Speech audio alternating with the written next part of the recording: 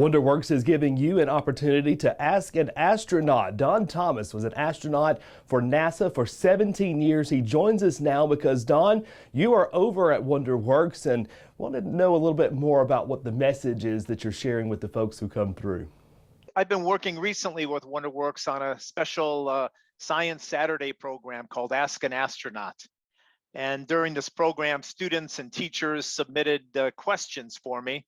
And I got to answer many of the questions, from what kind of food do we eat in space and how is the food, to how do we go to the bathroom in space.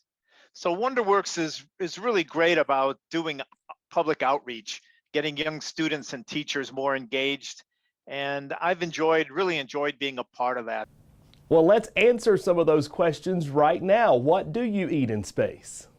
Yeah, I should send you to our website that has all those answers. But I'll show you, most of our food in space is freeze dried, and it comes in small plastic packages like I'm holding here. This is a package of chicken and noodles, and you might be able to see some little round noodles and bits of chicken in there. And it's freeze dried, which means it'll stay preserved for years without the need for refrigeration. Once we get to space, we add water through a little port.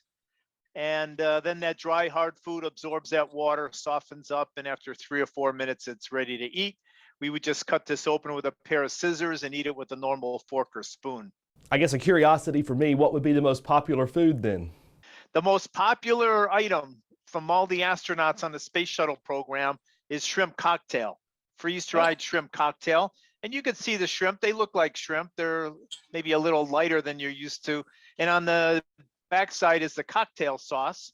So when you add water, the hard shrimp will absorb that water, soften up, and then you have the cocktail sauce. And I think this was one of the most favorite meals of all the astronauts, is because it's a little spicy. Most of the food is fairly bland, and so having something with a little more spice to it was always enjoyable. And we take up just simple, you probably recognize these, right? Mm-hmm. Some people would call them M&Ms. We're not allowed to call them that because we don't want to endorse anybody's product. So these are candy-coated chocolates that we fly in space, and they're a favorite of the astronauts as well.